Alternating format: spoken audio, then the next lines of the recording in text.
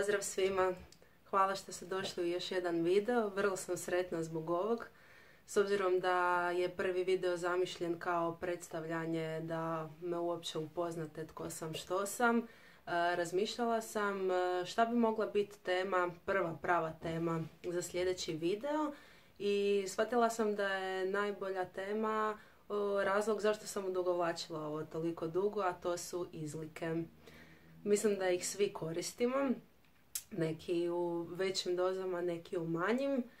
Ja sam ih koristila jako, pogotovo za stvari koje nisam željela ili kojih sam se bojala. Nedavno sam pročitala jednu rečenicu koja mi je otvorila oči. U biti je vrlo jednostavna, ali počneš drukčije percipirati sebe i svoje vrijeme. A kaže da Beyoncé ima isto samo 24 sata u danu. Pa sam si razmišljala šta sve ta žena stigne, pa sam počela razmišljati o drugim ženama. Svejedno, da li se bave karijerom, da li se bave obitelji, imaju 0 djece, 1, 2, 3, 6. Svaka na svoj način raspodjeljuje vrijeme, organizira uglavnom vrijeme za sve drugo, a najmanje vrijeme za sebe. I onda sam razmišljala kako u biti često kad nešto želimo nađemo puno izlika zašto to ne napraviti, a vrlo malo onih razloga zašto napraviti. I najteže u svemu je započeti, jel? Što u biti sam i govorila u prvom predstavljanju da su strahovi ono što nas, strah je u biti taj koji nam daje izlike zašto nešto ne bismo trebali napraviti. Ja recimo obožavam čitati knjige. Stvarno obožavam od kad sam bila mala, a tada kad sam imala pod navodnicima najviše vremena, najmanje knjiga sam čitala. I pitala sam se zašto je to tako. I došla sam do odgovora da kad sam bila u osnovnoj srednjoj školi ili čak na faksu, uvijek sam govorila sad moram ovo, sad moram ono. Prioriteti su uvijek bili nešto što nije ono iz moje duše, nego nešto što se mora. I da ću sve to napraviti nekad kasnije, za godinu, za 2, za 5. Kad ću riješiti ovo, onda ću napraviti ono što ja želim. Još samo da riješim ovo, pa ću se onda posvetiti onome što ja želim. I često je tu dolazila trudnoća, to je valjda ženama ultimativno vrijeme kad će obaviti sve što su ikad htjele, a nemaju vremena, pod navodnicima. Da, trudnoća. Znači ja sam provela trudna sveukupno 2 godine i 3 mjeseca. I znate koliko sam knjiga pročitala za to vrijeme? Pola. Znači čak nisam jednu cijelu, nego sam pola knjige pročitala. Zato jer kad sam došla u to vrijeme trudnoće ili u ta 3 puta vremena dok sam bila trudna, sve drugo je opet bilo bitnije nego da se posvetim sebi. A onda sam jednostavno prije par mjeseci kad sam počela raditi na sebi, sam shvatila da nikad neće doći to vrijeme koje čekam da se posvetim sebi dok ga sama ne stvorim.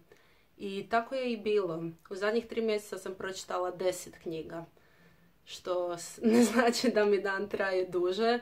Dapače, djeca su mi sve veća, svaki dan trebaju sve više vremena, pažnje.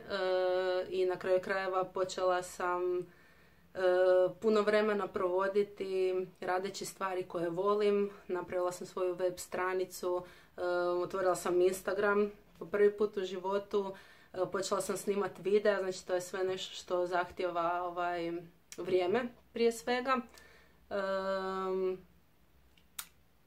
I to ne znači da ja sad imam više vremena, nego samo da sam si napravila prioritete, malo sam prerasporedila prioritete.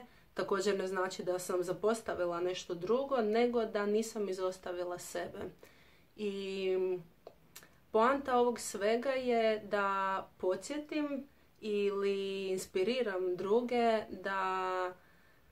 da neće doći to vrijeme koje čekate ako ga odmah ne napravite sami sebi. I najbrži i najlakši put da krenemo raditi ono što želimo je da krenemo odmah. Zato jer ako ćemo reći sutra ću, onda to sutra ćemo razmišljati, jučer smo već mogli krenuti. Kao ovaj prvi video koji sam snimala prije par dana, o tom videu sam razmišljala mjesecima. Znači on je mogao biti vani davno, ali sam ga snimila i on je vani. Sada mogu reći napravljen je, sad je drugi i tako dalje. Tako da vrlo bitno je znati što želimo, a još bitnije je napraviti to što želimo.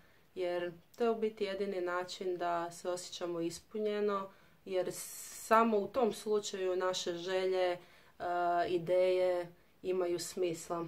Stvarno bi bilo besmisleno da doživljavamo sve to što doživljavamo iz duše i sebe, a da apsolutno ništa ne realiziramo ili u vrlo malom postotku. S obzirom da je moja životna filozofija da kako kreiramo sve ostalo u svojoj realnosti, tako kreiramo i vrijeme.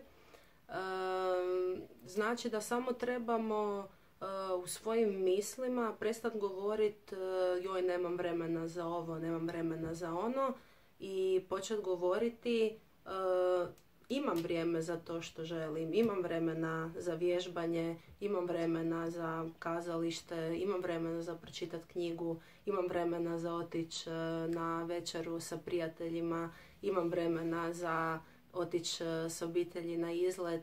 Znači umjesto negacije pretvoriti sve u afirmacije. I to je ono što je meni drastično promijenilo život od onog vježbanja.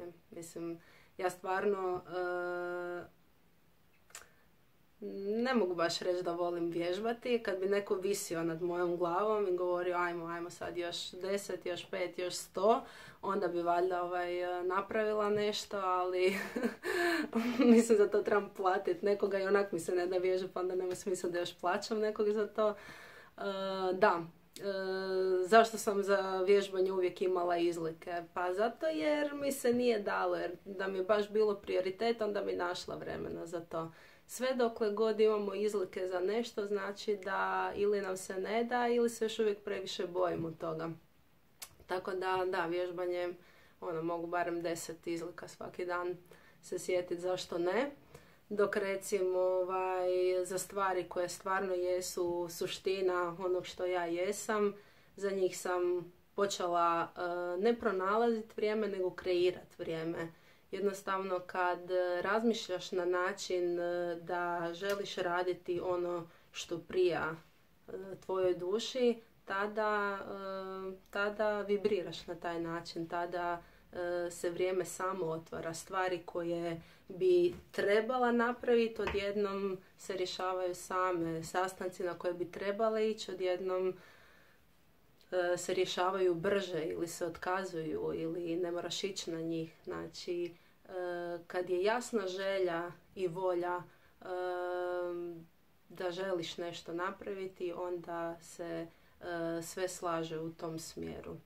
Tako da imat ćete sigurno vremena za ovaj video ako ga želite imati. Ja sam ga našla za snimiti. Hvala vam još jednom što me pratite. Slobodno stisnite like, subscribe i pratite na Instagramu i Facebooku. Hvala vam puno i vidimo sljedeći put.